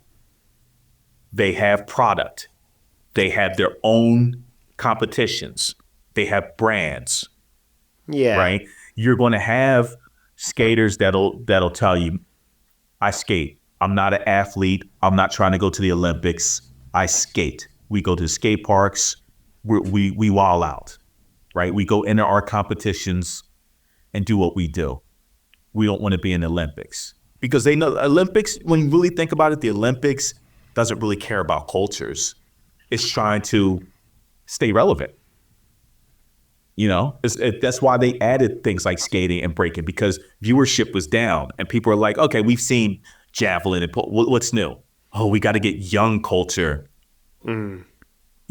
So skating will always be skating, because those kids, regardless of the X Games or regardless of the Olympics, they skate every day. They're going to go to the skate park. They're going to go wake up in the morning, go to the coffee shop and ride the skateboard to the coffee shop. So they've done it because they have a culture. Hip hop is still trying to figure out how to have an industry built around it where we benefit from it. Because there's no hip hop record labels, not anymore. They're not hip hop. There's no hip hop clothing. We make everything else hip hop. So with what's interesting with sort of hip hop and clothing, I guess, is like it's kind of the hip hop clothing crossover stuff that survived has kind of transcended into like the high fashion world, hasn't it? So exactly. It's kind of not stayed as its own sort of thing. Exactly. So that's what I'm saying. We've created things, but it never stayed around. And we always resort back to Ralph Lauren. We always resort back to Gucci. We always, what I'm saying, to make those, and those things are just as hip hop, because we made them hip hop. Adidas, we've made those things hip hop. Yeah. But we don't control the money flow. We don't control these things. Skating is like, okay, yeah, the skate brand right here, they've got their own decks and they do their own events. And DC Shoes sponsors these people. And yes, Nike might sponsor those guys, but Nike's writing them a big check. Yeah. I remember, I don't know if you remember this, but this was about 10 or so years ago. Kylie Jenner, one of the Kardashian girls, had the sponsorship from Puma. And she was wearing Puma Clydes. Right. And everybody in the B-boy world was up in arms. Right, they were up at how she's this, how can she this, that's not hip hop. But and I had to stop and tell a lot of people, you do realize Puma Clydes isn't hip hop. Puma Clydes is basketball. Yeah. Right, we made it hip hop, we made it fashionable. And why would Puma give up Unknown B-Boy a sponsorship? How many shoes are you going to sell? Yeah. Right, people are going to sell, but they're going to buy because of her. Right? So we get mad when someone that's not hip hop starts promoting something that's not hip hop, but we think it's hip hop because we made it hip hop. We don't have our own thing. And that's the gift and the curse of hip hop. Hip hop invented nothing, it reinvented everything. Yeah. That's a great way of putting it. I meant to ask you actually, because I was reading through your blogs, and I think you write really well. I was just wondering if you went to college and did, sort of considering the rapping as well, did you go to college and do something around language or anything? No, I've always been, and I don't want to say this in a weird way because it's like, it might come off weird. I've always been well-spoken. Yeah. Right? Some people are like, what do you mean? Like, no, I knew when I was in the street, be in the street. But I also know when I came home, my parents was like, turn that off, like, or when I went to go get a job, it was like, okay, I got to leave the street thing and the street speak in the street. When I go to get a job, I have to talk professional. Yeah, because it's not like, when I was reading it, it's not like an insistence on using overcomplicated words. It's just, you just write really well, and it's like communicate really well. Yeah, it just comes off natural because I try to write like how I'm speaking and having a conversation with you. Yeah. And when I'm writing about a particular topic that I'm passionate about, I'm like, I got to go all in, And like you said, I don't want it to be overcomplicated. I want people to understand everything that I'm writing. And I want them to enjoy it and really get the full scope of what I'm writing about, So, yeah, I've never gone to college. I'm just always good at writing. I've just always been good at it. And I enjoy it. Like, there was a time that I wish I could have written for multiple publications or, blogs when blogs were really the thing, music blogs. Like, I really wish I could have interviewed certain people. And it's crazy because that same magazine that I interviewed Steinsky for, I interviewed Grand Wizard Theodore. So this is 2004. And I remember, like, as an interviewer, I'm always going to be different than every other interviewer. Right. So I remember telling Theodore, I'm like, it's not going to be the cliche, interview. I don't care who created the scratch. I really don't. Right. We've heard the story a billion times. I'm never going to ask you that question. Yeah. I said, but what I do want to ask you is, what was up with the Jerry curl you had in Style War or in Wild Style? What was up with that? And he laughed and he was like, oh, this is going to be a good interview. Because no one's ever going to ask him, why did he have a Jerry curl? Yeah. Right? Yeah. And so that opened up the interview because he told me the whole story. He couldn't get a haircut before the filming. So his sister put the Jerry curl in his hair so he could still be cool, but he couldn't get a haircut. Yeah. Those are the things I want to know. I want to know the backstory on other things that no one else cares about. Because then when people read it, they're like, I never thought about that. I never thought about asking that. Right? Yeah, that's what I enjoyed with Mark, having like just watched him for an hour and just make these little nerdy notes and then asking the really pointed sort of stuff. Yeah. So yeah, just because something I liked on the wording was, and I think this kind of really sums things up, is you wrote, because you got a citation from the city of Philadelphia, which I don't know exactly what that is, but it sounds like, you've been recognised by the city, which is pretty incredible. And you wrote on that, preserving and carrying on hip-hop and black culture globally as an ambassador of the art and the culture is something that I do naturally and from the heart. So to be recognised for it in that moment just felt good. And I just thought that just really hit me. That was really nice. I mean, I'm surprised the city even knew who I was. That's that first of all, like, because you don't think about that. Like you know your peers know you, but you don't really think like, oh, these outside forces would know who you are, And for me, like, once again, carrying on culture, I'm a stickler for lineage. So I'm always going to tell you my OG. I'm always going to tell you his OG. I'm always going to tell you who inspired me, And a lot of people, we don't live off of lineage now. People, it's like, we start now, me. And so I'm the guy that I'm like, yo, if it wasn't for so-and-so, I wouldn't be who I am to show you, the next person, how to do X, Y, Z, right? So carrying on culture, it's just what I do. It's not, if I never got paid a dime, I would still be the same person. I would still be like, oh, let me play this party. Let me play this black music to show you where this sample comes from, or let me show you this jazz song. I'm going to do that every day, regardless. And like I said, it was the same way I never wanted to become a professional DJ. I was kind of forced in a situation to be a professional DJ because I used to work for BMW. Right. And BMW paid really well, right? So I would take my paychecks and fund my tours around the world, right? Nobody was booking me. I wasn't getting tours. I was funding my own tours to Europe, right?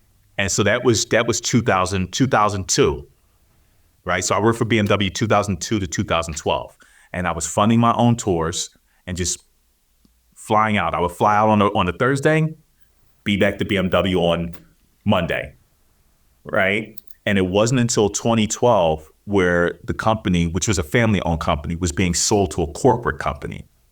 And my manager told me, he was like, hey, you realize when the corporates come in, I can't just let you fly around the world. And, so you either have to be here or I can just lay you off and you can collect unemployment for the next year and whatever. And I was like, lay me off. I'll collect unemployment for the next year and I'll just travel the globe. So I was forced to become the professional DJ. Yeah. So I didn't even consider you having had a full-time job, particularly in that decade. Yeah. So yeah, you really don't sleep, do you? No. No. But it also made me self-sufficient. Yeah. It made me so I didn't have to rely on anybody. Like I don't have a booking agent. I don't have management. I've done everything myself, which means I'm wearing the artist hat, the management hat, the booking hat, the travel agent hat. I'm wearing all of these hats. But at the end of the day, no one can ever say they made me who I am. Yeah. Would I like an agent or management? Yes. Because I would just like to not think about setting up the tour. Yeah.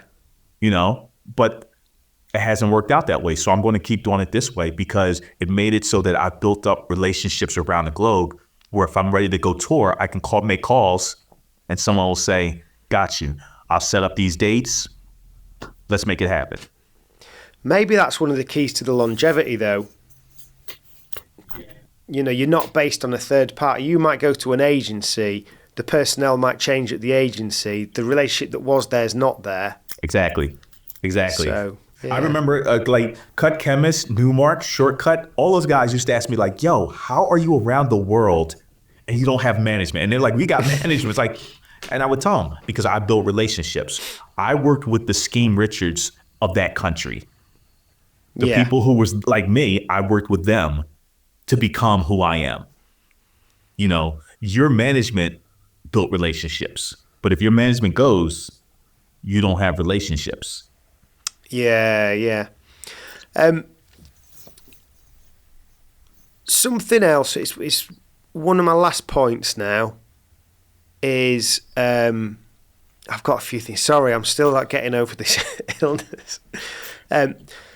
So one other thing I just wanted to kind of comment on is I was listening to some of your mixes on SoundCloud, and I think it was one that you did for a Japanese radio station, and something I really liked that I was a bit surprised by was that you dropped, I think it's like the Suit and Tie a cappella or something like that by Justin Timberlake, and I was like, and then you dropped like One Thing by Amory and stuff, and it's like that you're not going to, although you're like a heavy digger, you're not going to shy away from those sort of commercially successful but still good tunes. Yes.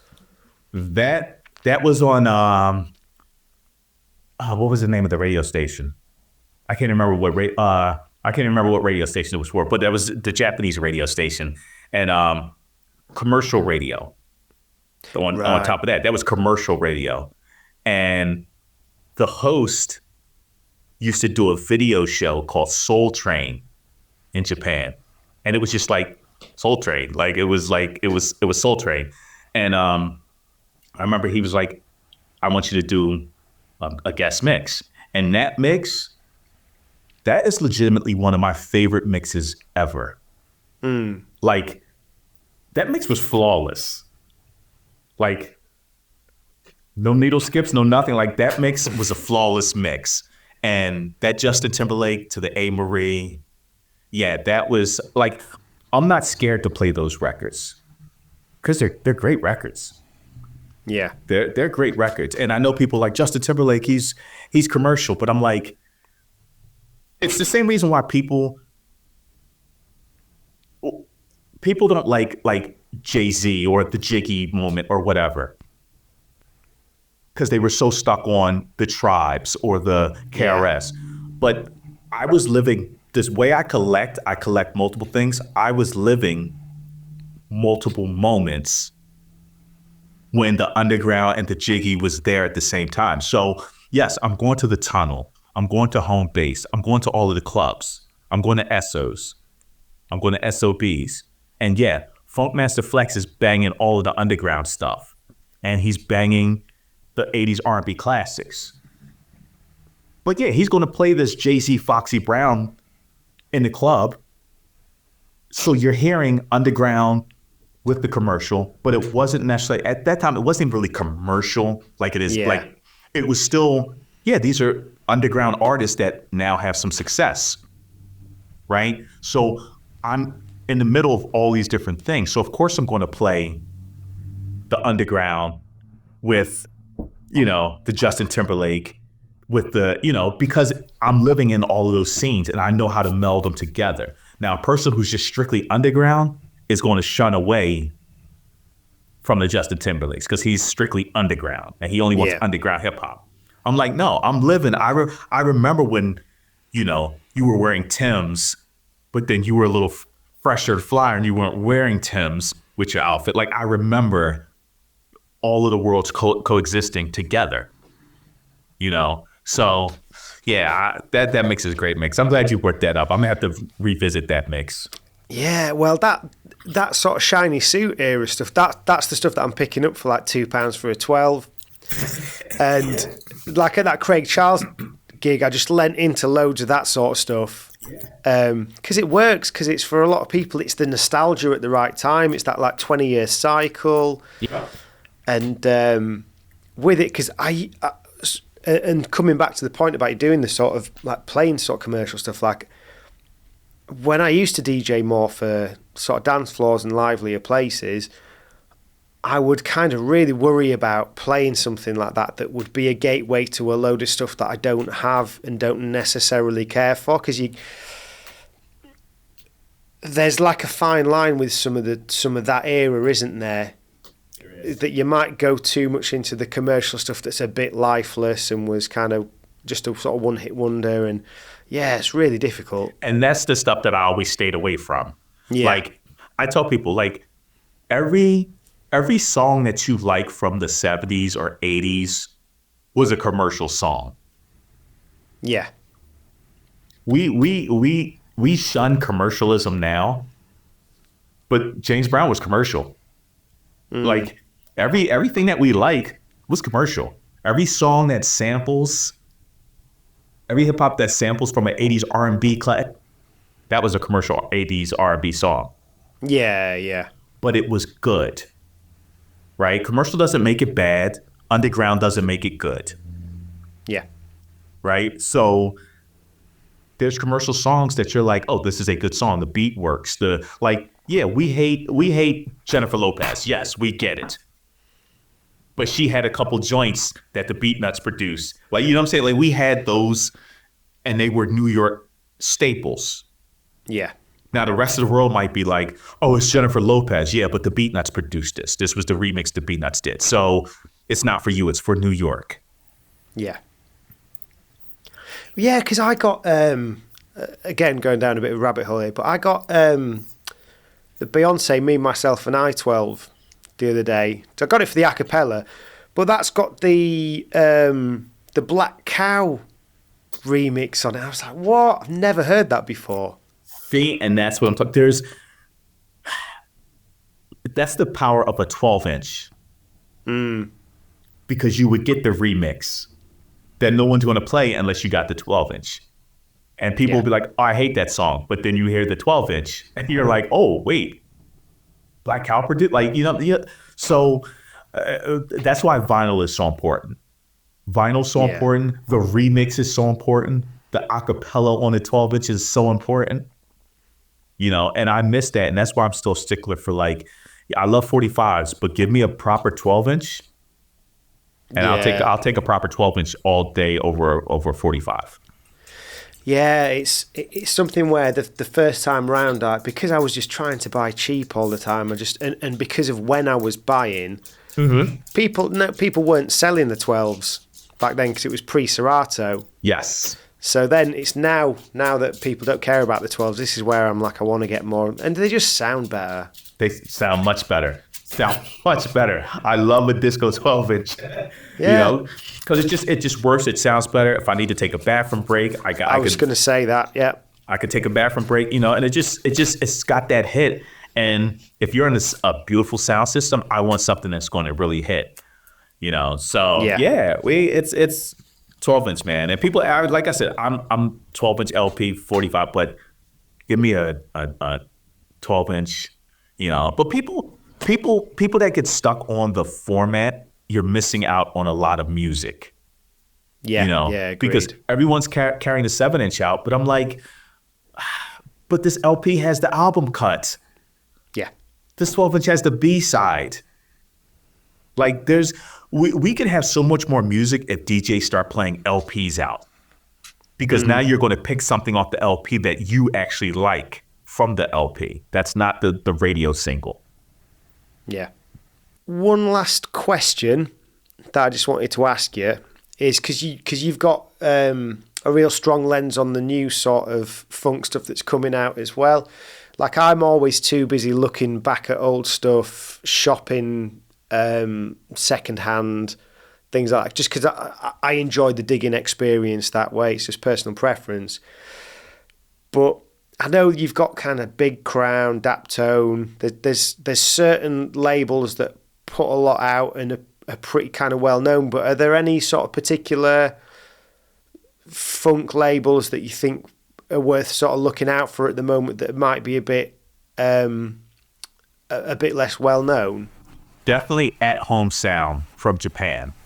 That was Ruhei Man's record label. But At Home Sounds releases some of the, like, Root Soul from Japan is one of the most amazing funk bands, period. Like, and they do a lot of stuff. QASB, the label's Sunflower Soul from Japan. One of the major artists they have on there is QASB. And once again, amazing singer, amazing funk band. Those two, like, the Japanese do it well. They do it extremely well. And I know it's actually cliche now that everybody's like Japan, but it's just like it is. You know, they do it well. But they always have done with sort of, you know, the bonus tracks on Japanese albums were always better and stuff. Yes. So and the crazy thing is, so CD culture in Japan has never left. Right. There's vinyl culture, there's CD culture, there's 90s city pop albums and 2000 city pop albums that were only CD only. They're now being pressed on vinyl, which means all of that city pop from the 90s now being pressed on vinyl. It's going to be an explosion of new city pop music now, right? Because 90s, it was all CDs. That's the only country that's being like, oh, let's get these CD-only albums and do them on vinyl now. Yeah. Because so many, like, I still get serviced from labels around the globe every day. And I'm hearing so much music. I'm like, where was this? How did I not know about this? Oh, it was a CD only. Well, I wasn't buying Japanese CDs in the 90s. Yeah. But now it's on vinyl. I'm like, holy shit. These were untouched gems, right? They're all untouched gems. So, yeah, I mean, they just do everything well. But a sleeper, you have to watch out for China as well right now, because things are starting to grow. Like, there's a scene in China. There's a record collecting scene in China that's going on. There's particularly Beijing and Shanghai. There's labels going on there now. There's a lot of great producers that's coming out of China now. There's really dope parties. Mr. Thing was in Shanghai, and he did one of the parties that I've done, and I called him up and I instantly called him. I was like, yo, are they taking care of you out there? He's like, yo, your guys are great, man. They're taking care of me. I was like, how's the party? He's like, bananas. He's like, this party is amazing.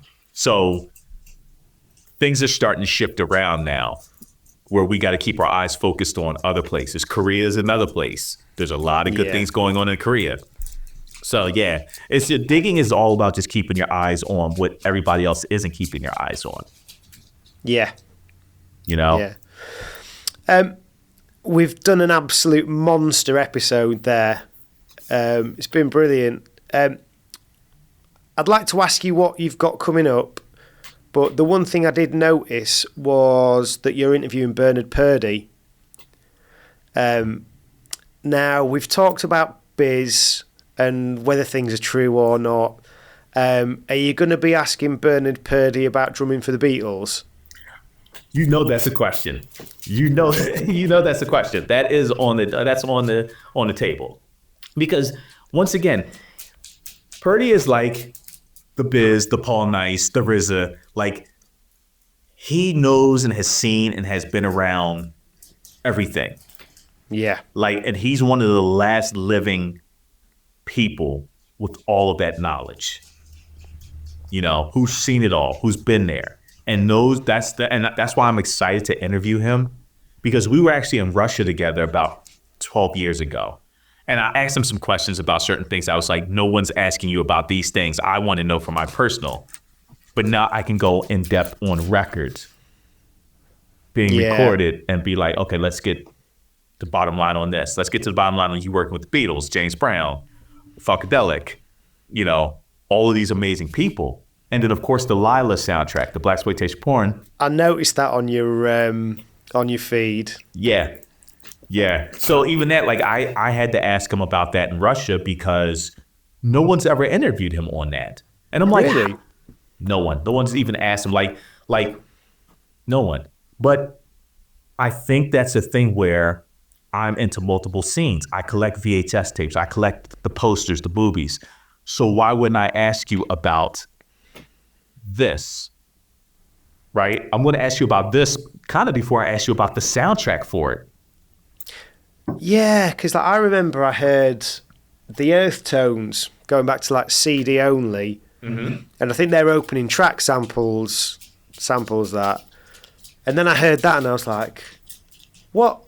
It's porn film? And it's Bernard Purdie?" Yep, blew my mind. And he gave me the whole scoop of how that happened, the soundtrack, the film, the whole nine, to the point where the movie premiere. I was like, what theater was it premiered at in New York? And he broke it down and he told me, he was like, the theater was full of pimps, prostitutes, and media. Seriously, pimps and prostitutes all dressed, decked out like they were going out, and media guys from the newspaper and stuff to watch this film because it wasn't labeled as a porn. It was labeled as an adult film. And he said the whole theater was just filled with it was like Hollywood in New York City on Times Square. It was like Hollywood of pimps and prostitutes. Yeah. And so no one's ever talked to him about that. No one's interviewed him. I'm like, how, what? But I think that's one of the problems we have in hip hop journalism is we want to interview on the fascination and the known and the oh, this is cute. I like that. I want to know the backstories on okay, so how did this come about? And who was there? And why in the opening scene are you playing a drum and this naked chick is dancing around you? It's I want to know that. I don't care. I don't care about, was that drum sample the most sampled drum sample in the world? I don't care. Yeah. I want to know how, when you were drumming, how did you stay on beat with this naked girl walking around you, touching your shoulder? How did you not mess up? Right? That's what I want to know. Yeah, what's the human experience? What has it been like being Bernard Purdie? Exactly. So I'm excited to interview him, man. I'm really excited. Yeah. So what else is coming up then that we need to keep an eye out for? Let's see. Back to Japan. I think March, April. I'll be back. I'll probably do another 2 or 3 weeks there. I've got a new cassette dropping February called Watch for the Fuzz. And it's basically me and my OG, we did this project back in like early 2000s of our interpretation of what we would want to hear if we scored 70s cop films and blaxploitation films. Nice. So we produced a whole album of just that. Samples, like we literally was recording from VHS. That's where most of the samples even came from VHS. And we just like made a whole album of what we would want to hear on 70s cop films, you know, and blaxploitation films. So that should be dropping in February. We actually just sent that off to get pressed. That'll be vinyl and cassette. I got another cassette dropping, which is a compilation to a French or Italian label that does all of the Japanese anime and soundtracks and manga soundtracks. So I'm doing a compilation project for them. So amazing. Yeah, so I've got that, and then I'm working with a couple different labels now to do compilation cassettes and projects for, because that's I'm like, I could do that in my sleep. That's like, I enjoy doing that. So working on that, and my New York residency every fourth Saturday of the month at Studio 151. I just locked down a new residency in Philly, which is great because I haven't had a residency at home in like 5 years now. So right. So I'm excited about that. So yeah, it's just bouncing around. I'm gonna do another European run, probably around April, May. I'm gonna do another European run and try to hit places I haven't been in a while. I usually do my Germany tour, but I want to get back to the Netherlands again. I haven't been to the UK in forever. You know, if you get to the UK, let me know. Yeah. So I'm trying to get back to the UK because it's been 10 years easy since I've been in the UK, and it's just because I haven't been able to make it happen when I'm in Europe. You know, it's like Australia. Like I want to do Australia, but that's a long flight from America. Yeah. And when I'm in Japan, they're like, okay, let's make it happen, but it never works out the date. So UK is a must. I need to get back there. And also there's a new digging magazine coming out called Dusty's.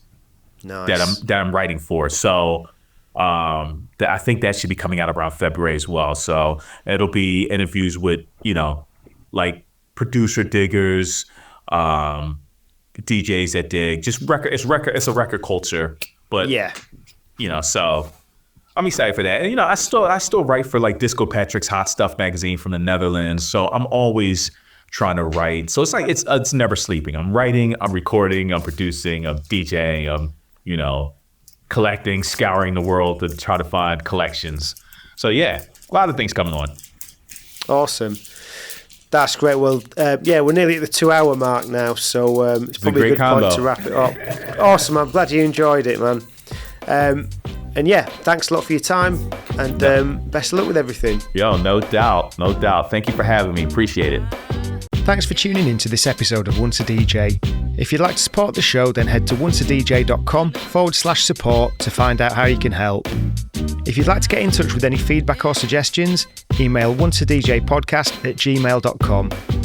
Once a DJ is produced by the good people at Remote Control. If you'd like to find out more about working with them, head to remote-ctrl.co.uk.